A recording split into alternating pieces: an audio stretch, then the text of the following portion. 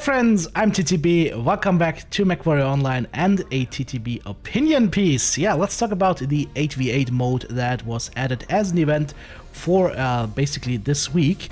And I want to talk about pros and cons here real quick as we enjoy some nice Kodiak 3, Quad AC10 and ERPPC gameplay from the event in the background. Well, on the plus side, what do we have? Well, for one thing, there are shorter wait times.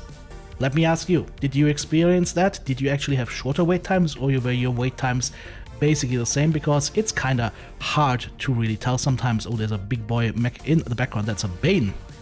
Then, of course, there is 8v8. That means we have 8 players less on the battlefield in total, more agency per player.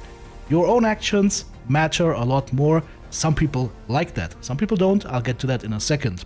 Then, of course, there's also less Zerg on the map. Less Zerg on the map, less people on the map. It makes it easier to hold, makes it easier to counter push, because it is not so easy to swarm people because you don't have 12 people to just run over them. You might have 3 or 4 or so, and a single mech or 2 mechs can actually kind of hold against that. Look at that ATM load over there in the distance. Now he's gonna get his due very, very soon.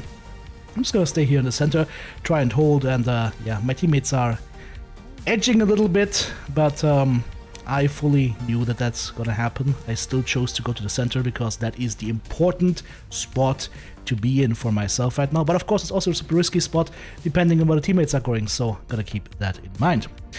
And lastly, on the plus side, I would say better game performance. I don't know if you guys have noticed that. You should open up the in-game FPS overlay. The key is F9, and you will see that, I mean, if you compare them when it's back patched to 12v12 again, you should have about 30-40% more FPS. Ooh, he got into my back right there with his last one plus SRM build. 30-40% more FPS in 8v8, less enemies to display, less mechs to display, and that really helps the engine perform a little bit better.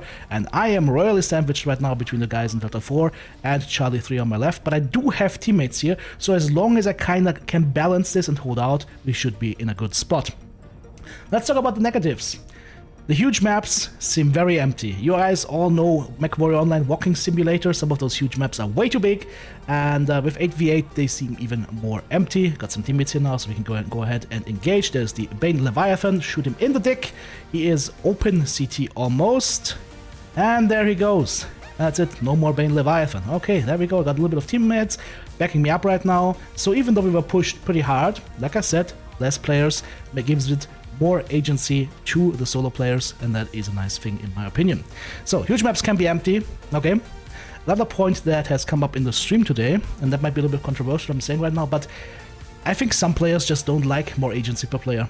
Like, people are just kind of used, I would say, to not having to pull their weight, to hang in the back, take it easy, not do that much, and then maybe in the end do a little bit of whatnot, have an okay match and be okay with that, which is fine. But in 8v8, less players mean there's more agency, there's more draw on you as the player to make something happen, and some people don't like that because it puts a little bit of a magnifying glass on them, at least more than you would have in a 12v12 situation. And finally, my last point, as we keep destroying these poor people here. Ooh, there's the next guy that falls. I love this Warhorn. Oh, and there's my Stoner I saw before, as well as the Timberwolf. And oh, that light mech right there, that flea almost died right there. Almost walked into my shot, that was a close one. So, the last point I want to make is that groups are even more powerful than before. In this event, up to 50% at some point, I think right now, of the team can be part in a group.